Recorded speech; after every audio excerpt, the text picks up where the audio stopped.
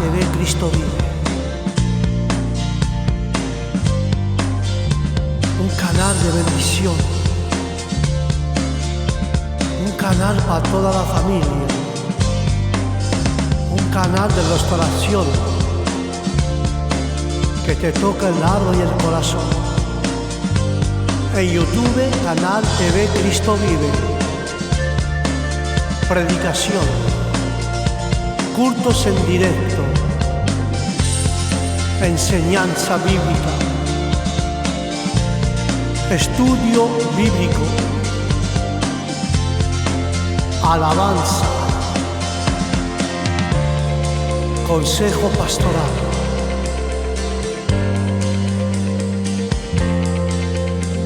Adoración, oración, lectura bíblica. Todo esto y aún más en YouTube, en canal TV Cristo Vive, con el pastor Juan. No te lo pierdas. Del lunes al domingo en tu canal de YouTube TV Cristo Vive. Su esperamos. Dios te bendiga.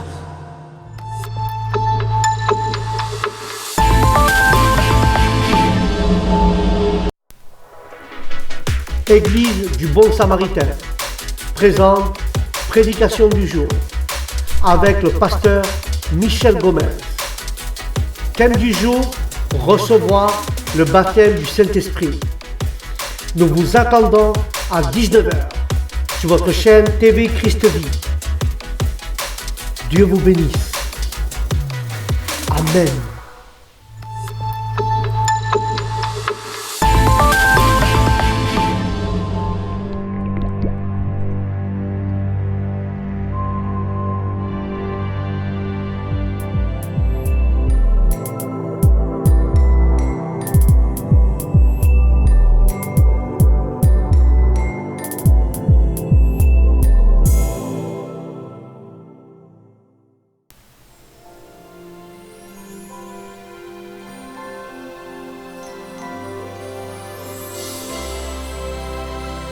Prédication du jour.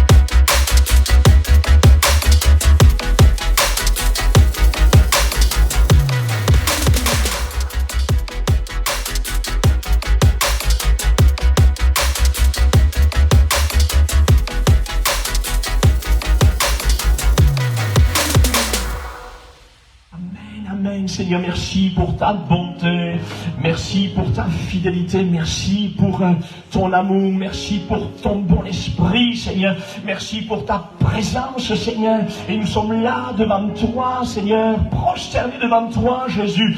Nous voulons, Seigneur, être près de toi.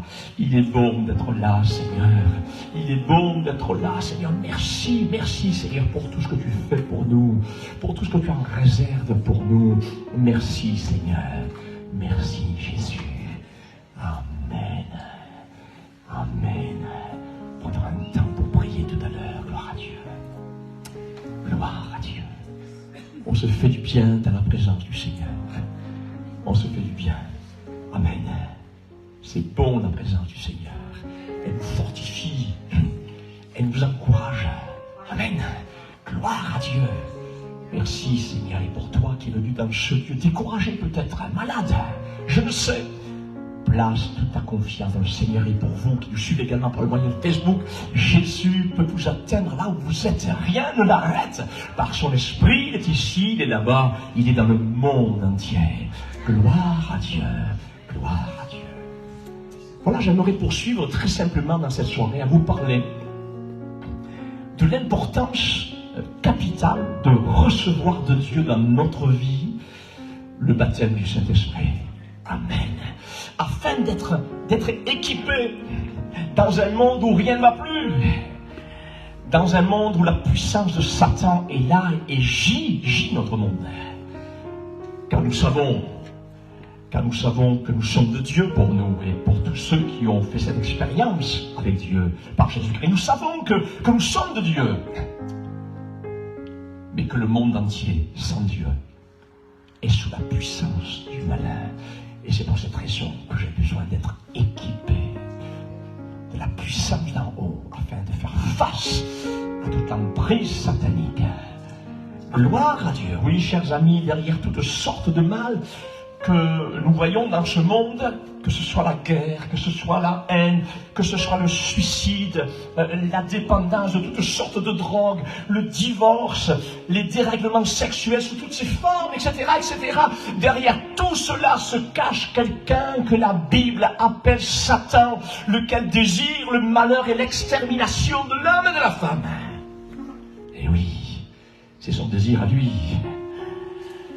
La petite voix, cette petite voix qu'entendait ce jeune aux informations et qui froidement a tué ce professeur d'espagnol, cette petite voix que ce jeune homme a entendue et entretenu aussi, parce qu'il ne l'a pas entendu que là, mais il a entretenu depuis bien longtemps dans son cœur, n'est tout simplement que cette petite voix doucereuse de Satan, lequel influence les hommes et les femmes à commettre le mal sous toutes ses formes. Et cela me fait penser au premier meurtre de l'humanité causé par un homme qui lui aussi préméditait dans son cœur de tuer son frère Abel, s'appelait Caïn. L'Éternel dit à Caïn, dira le texte: mais pourquoi es-tu en colère et pourquoi ton visage est-il sombre? Si tu agis bien, tu te relèveras, mais si tu n'agis pas bien, le péché est tapis à ta porte. Et c'est ce qui s'est passé pour ce jeune homme. Son désir se porte vers toi, le péché. Mais toi, dira l'Éternel, domine sur lui, parce que je t'en donne la capacité. Mais Caïn n'a pas voulu dominer, parce que nous pouvons entendre ces petites voix. Mais Dieu nous donne la capacité d'être plus fort que cette voix, si toutefois nous désirons écouter la voix de Dieu. Mais Caïn dit à son frère Abel, lui n'a pas écouté la voix, ça lui est passé par-dessus. Allons au champ, dira Caïn à Abel. Et lorsqu'ils furent dans les champs, Caïn se jeta sur son frère Abel et le tua. Et ce fut le premier meurtre avec préméditation de notre humanité. Et oui, derrière toute cette méchanceté, aujourd'hui, se cache quelqu'un que la Bible appelle Satan, qui n'est là que pour égorger et détruire. Mais, gloire à Dieu, une bonne nouvelle pour vous dans cette soirée, une bonne nouvelle pour vous également qui nous écoutez. Jésus est venu sur cette terre pour détruire les œuvres du diable. Amen. Il suffit pour l'homme de croire de tout son cœur que pour Dieu, rien n'est impossible. Et lorsque nous laissons diriger complètement notre vie par le Seigneur, alors celui-ci devient notre abri. Au milieu même de toutes les épreuves de cette vie, à lui soit toute la gloire. Amen. Nous disions la dernière fois que le baptême du Saint-Esprit était l'un des plus grands miracles que notre terre ait pu connaître. Voici les miracles, dira l'Évangile selon Marc, chapitre 16, verset 1. Voici donc les miracles qui accompagneront ceux qui auront cru. Amen. En mon nom, ils chasseront les démons, ils parleront de nouvelles langues. Gloire à Dieu pour ce miracle. Gloire à Dieu pour ce miracle. Gloire à Dieu. En effet, c'est de la puissance du Saint-Esprit que découle la conviction de péché dans le cœur de l'homme et de la femme, de laquelle découle ensuite la repentance, la conversion et la nouvelle naissance, laquelle nous offre le salut de notre âme. Voilà pourquoi le baptême du Saint-Esprit est le plus grand miracle que notre terre ait pu connaître. Amen. Parce que tout découle de la puissance du Saint-Esprit au nom de Jésus-Christ. Et quand il sera venu, dira l'Évangile selon Jean, chapitre 16, verset 8, en parlant du Saint-Esprit, il convaincra le monde en ce qui concerne le péché, la justice et le jugement. Oui, Jésus ne nous a pas laissés seuls. Il ne t'a pas laissé seul. Gloire à Dieu, il ne m'a pas laissé seul. Mais il nous a envoyé la troisième personne de la divinité, le Saint-Esprit. Et c'est vrai que de solitude dans notre monde, chacun suit sa propre voie et chacun cherche ses propres intérêts. Et il se peut que vous vous sentiez seul au plus profond de vous-même. Il se peut que tu te sentes seul au plus profond de toi-même dans cette soirée. Mais Dieu vous invite à faire sa connaissance. Gloire à Dieu.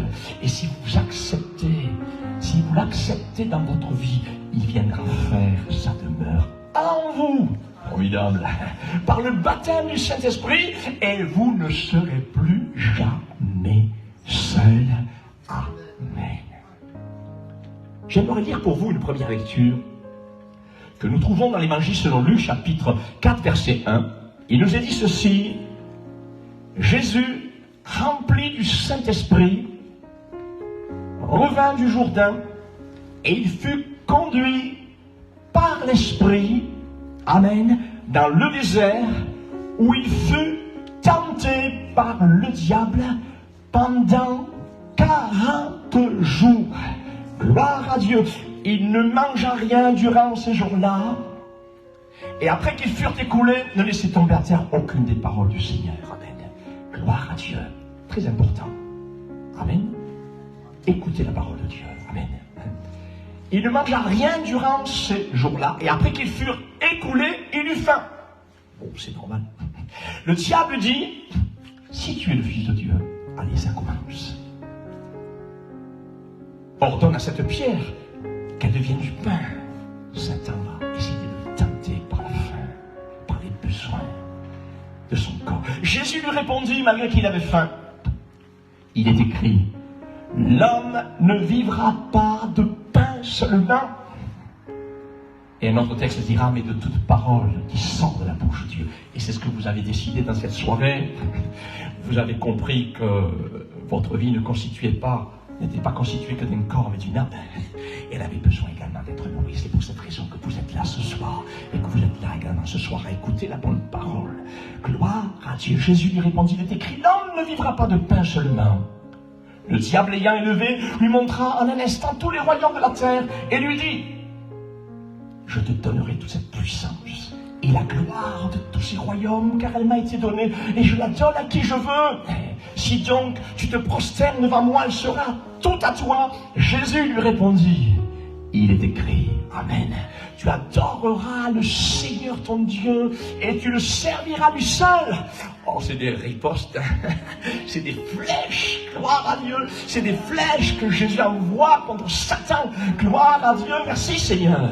Le diable conduisit encore à Jérusalem, le plaça sur le haut du temple et lui dit, si tu es fils de Dieu, jette-toi d'ici en bas, car il est écrit, il donnera des ordres à ses anges à ton sujet, afin qu'ils te gardent, et ils te porteront sur les mains de peur que ton pied ne heurte contre une pierre. Et Jésus va lui donner le coup de grâce, là. Oui. Il dit, tu ne tenteras point le Seigneur, ton Dieu. Et après l'avoir tenté de toutes ses manières, le diable s'éloigna de lui.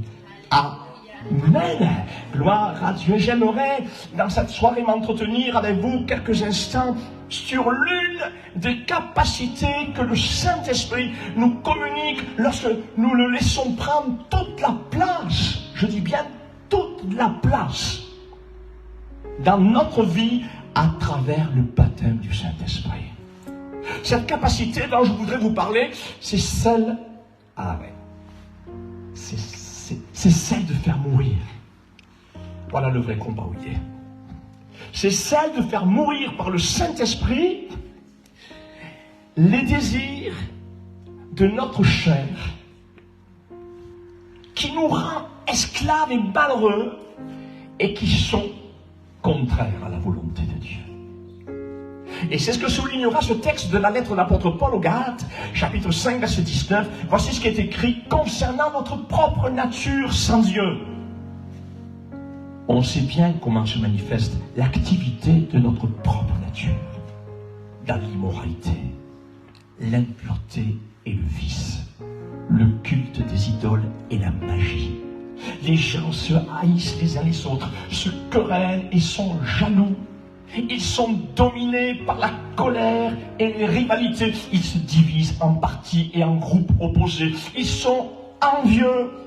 Ils se livrent à l'ivrognerie et commettent d'autres actions semblables. Et le Saint-Esprit, par la bouche de l'apôtre Paul, dira ces choses. Je vous avertis maintenant, comme je l'ai déjà fait, ceux qui agissent ou qui demeurent dans ces travers n'auront pas de place dans le royaume de Dieu. Mais voici maintenant ce que l'Esprit Saint est capable de produire en nous, afin de faire mourir tous ces travers de notre vie. Voici maintenant ce que l'Esprit Saint produit en nous, lorsque nous lui laissons toute la place dans notre vie.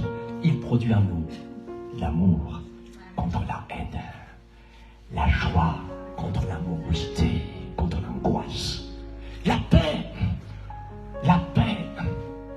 au lieu de la dépression, la patience, la bienveillance, la bonté, la fidélité. Et ceux qui appartiennent à Jésus-Christ ont fait mourir sur la croix leur propre nature avec ses passions et ses désirs. L'Esprit nous a donné la vie, la vraie vie. Laissons-le donc, que ce soit pour vous ou que ce soit pour moi, laissons-le donc diriger toute notre conduite. Je dis donc, dira l'apôtre, poussé par le Saint-Esprit, marchez, vivez, marchez selon l'Esprit, et vous n'accomplirez pas les désirs de la chair. D'où l'importance d'être rempli du Saint-Esprit. Amen. Amen. Gloire à Dieu. Et cela est possible. Amen. Gloire à Dieu. Dieu ne nous dira jamais quelque chose que nous devons faire si ce n'était pas possible. Parce que c'est lui qui est là derrière pour nous donner cette capacité qui vient de lui. Gloire à Dieu. Ce que Dieu désire tout simplement, c'est que nous puissions avoir soif de lui. Oui, Seigneur, remplis-moi de ton esprit afin que je fasse mourir ces œuvres contraires qui sont contre ta volonté. Amen. Nous disions la dernière fois que le baptême du Saint-Esprit avait révolutionné la première église de Jérusalem en déversant sur chacun des disciples sa puissance. Vous vous rappelez de ce que nous avions dit, hein? Et celle-ci se manifesta par le miracle de la diversité du parler en d'autres langues que les disciples n'avaient jamais apprise. Quel grand miracle! Selon que le Saint-Esprit leur donnait de s'exprimer. Quel grand miracle! Et c'est ce que nous lisons dans le livre des Actes des Apôtres, chapitre 2, verset 4. Voici ce qui est écrit. Et ils furent tous remplis du Saint-Esprit et se mirent à parler en d'autres langues selon que l'Esprit leur donnait de s'exprimer. Et au bruit qui eut lieu, la multitude accourut et elle fut confondue parce que chacun les entendait dans sa propre langue. C'est extraordinaire. Gloire à Dieu. Alors une question se pose. Mais comment recevoir ce cadeau de Dieu? C'est ça me donne envie. Comment recevoir ce don du Saint-Esprit? Comment recevoir? Et quelle est l'attitude qu'il nous faut adopter pour recevoir le baptême du Saint-Esprit? C'est une question. Si nous lisons le texte des Actes des Apôtres, nous nous rendons compte que les 120 disciples étaient tous assis, un peu comme vous, tranquillement. Ils étaient tous assis, réunis, sûrement dans un esprit de prière, attendant sûrement ce que Jésus leur avait promis, c'est-à-dire le baptême du Saint-Esprit. Ce que je voudrais vous faire remarquer ici, c'est que les disciples étaient dans la plus grande simplicité pour attendre la puissante onction du Saint-Esprit.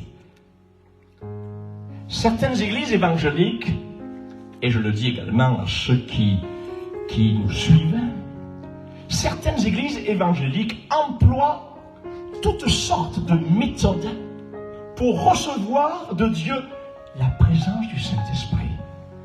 Comme par exemple, un éclairage tamisé dans le lieu du culte pour que cela donne une plus grande intimité dans la prière. Je l'ai vu faire ça. D'autres vont jouer quelques notes de musique pour essayer de déclencher la sensibilité et les émotions de notre âme. D'ailleurs, ce genre de procédé accompagne même certains prédicateurs qui prêchent en s'accompagnant de musique. Mais il n'y a aucun texte dans le Nouveau Testament de ce genre de procédé pour la réception du Saint-Esprit, ni pour la prédication. Je pense que cela n'est pas confortable pour écouter avec attention la bonne parole de notre Dieu. D'ailleurs, Dieu préfère le silence. Dieu préfère le silence. Et je pense avoir la pensée de Christ en disant cela. Car Dieu dira ceci dans le livre d'Ésaïe, chapitre 41, verset 1. Les îles, faites silence pour m'écouter. Et ailleurs, dans le livre des Actes des Apôtres, chapitre 15, verset 12, il nous est dit que toute l'assemblée garda le silence. Et l'on écouta Barnabas et Paul, qui racontèrent tous les miracles et les prodiges que Dieu avait faits par eux au milieu des païens. Non, tous ces éléments, je ne suis pas contre, mais tous ces éléments ne sont pas utiles et ne sont pas indispensables pour recevoir le baptême du Saint-Esprit. Ce que Dieu demande surtout, ce n'est pas de la musique. Ce que Dieu demande surtout, c'est un cœur et une âme qui a soif de recevoir la présence de Dieu. Gloire à Dieu. Et lorsque nous avons une telle attitude devant Dieu, alors le miracle s'opère et Dieu nous baptise de son esprit. Amen. Gloire à Dieu. Ce que j'aimerais rajouter ici, également au sujet du parler en d'autres langues étrangères, sous l'inspiration du Saint-Esprit, c'est que celui-ci se manifeste de deux façons. Et c'est ce que je disais dans mon journal quotidien pour ceux qui le lisent sur Facebook. Je parlais de cela. La première des façons dont se manifeste le baptême du Saint-Esprit, c'est à travers le don de parler diverses langues que nous n'avons jamais apprises, don qui fait partie des 9 dons de l'Esprit. Et c'est ce parler en langue, en diverses langues étrangères, que les disciples reçurent le jour de la Pentecôte. C'est un des dons du Saint-Esprit, il y en a 9.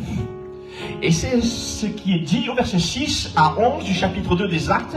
Au bruit qui eut lieu, la multitude accourut et elle fut confondue parce que chacun les entendait parler dans sa propre langue. Ça, c'est la première façon. Alors, juste une petite précision au sujet de ce miracle des langues. Certains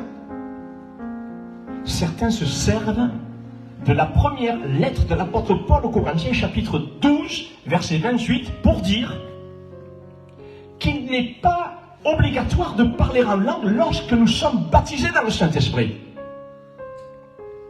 Voici ce que dira ce texte, dont certains se servent pour dire, mais quand on est baptisé du Saint-Esprit, il n'est pas forcément de parler en langue. Voici ce que dira ce texte. Et Dieu a établi dans l'Église premièrement des apôtres, secondement des prophètes, troisièmement des docteurs de l'Écriture.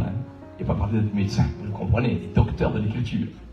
Ensuite, ceux qui ont le don des miracles, puis ceux qui ont les dons de guérir, de secourir, de gouverner, de parler diverses langues. Tous sont-ils apôtres? Tous sont-ils prophètes?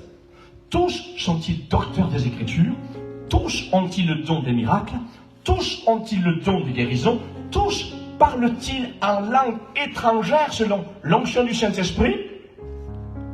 Alors ce qu'il nous faut savoir, frères et sœurs, c'est que ce chapitre 12 de la première lettre de Paul aux Corinthiens ne parle pas ici de la langue que Dieu seul comprend et que l'on appelle également, selon l'Épître aux Corinthiens, la langue des anges et qui nous est donnée pour notre édification personnelle par le baptême dans le Saint-Esprit. Et c'est ce que confirmera la première lettre de Paul aux Corinthiens, chapitre 14, verset 2. En effet, celui qui parle en langue ne parle pas aux hommes, mais à Dieu, car personne ne le comprend, et c'est un esprit qui dit des mystères. Mais le chapitre 12 de la première lettre aux Corinthiens parle du don des langues étrangères qui font partie des 9 dons que le Saint-Esprit distribue comme il veut après notre baptême dans le Saint-Esprit. Et lorsque donc l'apôtre Paul, dans le chapitre 12, verset 30 de la première lettre aux Corinthiens, dira que tous ne parlent-ils pas en langue? Il ne parle pas ici du parler en langue que seul Dieu comprend et avec laquelle nous nous édifions nous-mêmes, mais il parle ici du don de la diversité des langues faisant partie des 9 dons que le Saint-Esprit accorde à son Église, lequel les distribue à chacun, en particulier comme il le veut. C'est peut-être un peu difficile, mais vous avez l'opportunité, j'allais dire la chance de réécouter. Gloire à Dieu, vous pourrez réécouter. Gloire à Dieu. Merci Seigneur. Alors donc, après notre nouvelle naissance, opérée par le Saint-Esprit, désirons ardemment le baptême dans le Saint-Esprit afin de recevoir de sa part le parler en langue pour notre édification et notre piété personnelle que personne ne comprend si ce n'est Dieu seul. C'est ce que l'apôtre appelle la langue des anges. Et afin également de recevoir le don de parler diverses langues étrangères, don qui fait partie des 9 dons du Saint-Esprit, lequel, bien sûr, les distribue à chacun en particulier comme il veut. Et c'est pour cela que Paul dira, mais tous parlent-ils en langue? Bien sûr, c'est le Saint-Esprit qui les distribue, ces dons de l'Esprit, comme lui, il veut. Mais nous parlerons en temps voulu, en détail, sur ces 9 dons du Saint-Esprit que Dieu a donnés à l'Église de Jésus-Christ pour son édification. Amen. Nous disions donc en introduction que le baptême du Saint-Esprit nous a été aussi donné afin de faire mourir, c'est ce que nous avons dit, de faire mourir les désirs de notre chair qui nous rend esclaves et malheureux, et qui sont contraires à la volonté de Dieu. Et ça, c'est le grand combat de l'homme et de la femme. Et c'est pour cette raison que j'ai besoin de la puissance du Saint-Esprit. Parce que tout seul, je n'y arrive pas à me défaire de cela. Et chacun est esclave de ce qui a triomphé de lui. Vous comprenez? Mais le Saint-Esprit est là pour nous défaire de ces choses-là. Gloire à Dieu. Et c'est Jésus-Christ lui-même qui nous a laissé un bel exemple de cette mort à soi-même par la puissance de son esprit dans le désert de la tentation. C'est ce que nous avons lu. Jésus-Christ a dû subir les terribles tentations pour nous sauver de la mort éternelle, conséquence du péché. Mais bien entendu, pour Jésus, il n'a succombé à aucune d'elles. Gloire à Dieu. Mais rendez-vous compte, un instant, frères et sœurs, quel amour Dieu a eu pour nous. Rendez-vous compte un instant, lui le saint, lui le pur, le Dieu tout-puissant, celui qui était auprès de son Père, assis sur son trône de gloire, lequel ne connaissait aucunement ce corps de péché que nous portons, là dans ce désert, il se retrouve dans la même situation que nous-mêmes. Quel amour! il se retrouve dans la même situation que nous-mêmes, face à toutes les plus sales tentations que les hommes et les femmes connaissent dans notre monde. Mais pour nous encore, c'est compréhensible parce que, comme dira le psaume 51, verset 7, « Je suis né dans l'iniquité. Et ma mère m'a conçu dans le péché. » Mais pour lui, pour Jésus, il n'a rien fait. Il ne connaît pas ce qu'est le péché. Il n'a jamais connu, ni dans le ciel, ni sur la terre, la moindre trace de péché. Mais là, par amour pour moi, par amour pour Sabrina, par amour pour Angelina, par amour pour Delphine, etc., il accepte. Allez, il nous voyait déjà. Par amour pour Ahmed, pour Claudia, il nous voyait déjà, il te voyait déjà. Alors il accepte d'aller jusqu'à la croix. Il accepte de s'humilier parce qu'il veut nous sauver. Il nous voyait déjà. Gloire à Dieu. Alors il accepte de s'humilier comme un simple homme pour vaincre la tentation parce qu'il fallait qu'il passe par là. Et pour vaincre la tentation, alors il accepte de s'humilier pour vaincre la tentation sous toutes ses formes. Oh, gloire à Dieu. Gloire à Dieu. Merci Jésus. Merci Jésus de t'être abaissé jusqu'à nous comme un simple homme pour nous sauver. Gloire à Dieu. Voilà pourquoi il nous comprend. Voilà pourquoi il te comprend, Tanguy. Voilà pourquoi il me comprend. Voilà pourquoi il nous comprend parfaitement lorsque nous passons par différentes tentations. Et il est prêt à nous secourir. Afin que, comme à l'image de notre Seigneur Jésus-Christ, nous puissions, nous aussi, vaincre totalement les différentes tentations par sa force toute puissante. Amen. Gloire à Dieu. Gloire à Dieu. Voyez-vous, bien des fois, le péché triomphe sur nous parce que nous n'avons pas veillé à demeurer soumis à la vérité de sa parole. Et ça m'est arrivé aussi, parce que je suis un homme comme vous. Je suis de la même nature que vous. Mais c'est vrai que bien des fois, le péché triomphe sur nous parce que nous n'avons pas veillé à demeurer soumis à la vérité de sa parole. Et c'est pourquoi l'apôtre Jacques, au chapitre 4, verset 7, insistera sur ce trait de l'écriture très simple, mais très important pour que nous demeurions dans cette liberté en Jésus-Christ. Voici ce qui est écrit. Soumettez-vous donc à Dieu avec tout ce que cela comporte, c'est-à-dire obéissance. C'est simple. Soumettez-vous donc à Dieu avec tout ce que cela comporte comme obéissance. Résistez au diable par la toute-puissance du Saint-Esprit et il fuira loin de vous. Je le répète. Soumettez-vous donc à Dieu. Ça, c'est notre part de responsabilité. Il ne peut pas le faire à notre place. Soumettez-vous donc à Dieu. Résistez au diable et il fuira loin de vous. Et voici ici la clé par le Saint-Esprit de toutes sortes de victoires sur les différentes tentations que Satan emploie contre nous. Amen. Gloire à Dieu. Gloire à Dieu, je me soumets à Dieu. Le Seigneur me dit que c'est pas bon pour moi. Seigneur, je me soumets. Je me soumets, Seigneur. Ça, c'est pas bon pour moi. Alors je me soumets, Jésus. Je me donne la force dans un esprit de prière. Je résiste à Satan par le Saint-Esprit. Mon Seigneur m'a dit que ça, c'était pas bon. Alors je crois en lui. Je me soumets. Et scapa, comme disent les Corses. Gloire à Dieu. Satan est obligé de déguerpir. Mais il faut que nous puissions faire cette part. Je me soumets à toi, Seigneur. Amen. Amen. C'est simple, mais efficace. Et c'est ce que Jésus applique dans le désert de la tentation. C'est ce que disait notre texte. Le tentateur s'étant approché lui, si tu es fils de Dieu, ordonne que ces pierres deviennent des pains.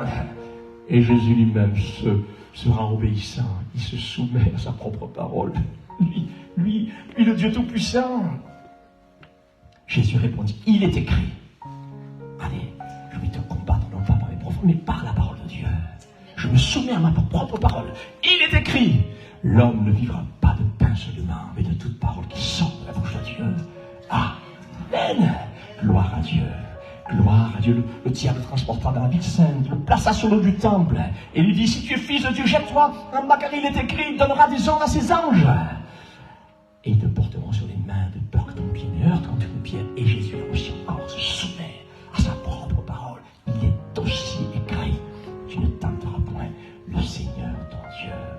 Et à la fin, le diable est obligé de lâcher prise parce qu'il voit en face de lui quelqu'un qui se soumet à Dieu, qui lui résiste avec foi, et obligatoirement la parole de Dieu s'accomplit. C'est le miracle de Dieu. Amen. Gloire à Dieu. Je voudrais terminer ici pour ce soir en disant que Jésus a été tenté dans tous les domaines de sa vie, corps, âme et esprit. Mais dans chacune de ces tentations, il applique et se soumet avec foi à sa parole pour se défendre contre les traits enflammés du diable. Et celui-ci ne peut pas faire face à la toute-puissance de la parole de Dieu et à la toute-puissance du Saint-Esprit qui rend vivante et efficace cette parole écrite. Et Satan est obligé de capituler devant la vérité des précieux enseignements de Jésus-Christ. Gloire à Dieu. Voilà pourquoi, comme Jésus, la première des attitudes que nous voulons appliquer dans notre vie afin de vaincre les œuvres mauvaises de notre chair, c'est celle, premièrement, de nous soumettre à Dieu, sans discuter, de nous soumettre à Dieu et à sa parole, de résister au diable par la puissance de son esprit, dans ses multiples tentations, dans un esprit de prière, et il fuira loin de nous. Ça, c'est la première étape pour vaincre les œuvres mauvaises de notre chair qui sont là comme collées à notre âme. Seigneur, je me soumets à ta parole. Tu me dis que ça, c'est pas bien. Seigneur, je me soumets et je résiste de la prière. Et tu me dis que ça va décoller. Seigneur, je le crois. Amen. Gloire à Dieu. Alors dans cette soirée, nous allons ensemble combattre le bon combat de la foi. Et s'il y a quelques résistances encore dans votre vie, soumettez-vous à sa parole dans cette soirée. Criez vers lui. Résistez-lui avec une foi ferme. Et le diable s'enfuira. Amen. Nous prions quelques instants. Seigneur, merci. Merci pour ces moments qui nous fortifient. Merci parce que tu nous as donné toutes les clés, Seigneur, pour pouvoir combattre le bon combat de la foi sur cette terre et arriver jusqu'au but. Seigneur Dieu, merci. Je te prie pour ton Église. Je te prie pour chacun de tes enfants. Tu connais les besoins de chacun. Tu sais toutes choses, Seigneur, dans notre vie. Seigneur, nous venons vers toi, Seigneur. Nous venons vers toi parce que toi, tu ne nous mets pas dehors. Tu ne nous condamnes pas, Seigneur. Mais ton désir, c'est de nous délivrer. C'est de nous faire aller de l'avant, Seigneur. Alors, Seigneur, dans cette soirée, nous venons tels que nous sommes. Et nous croyons que tu es ce Dieu qui veut nous rendre libres. Que ton nom soit glorifié afin que toute notre vie te glorifie, Seigneur. Amen. Prions le Seigneur quelques instants.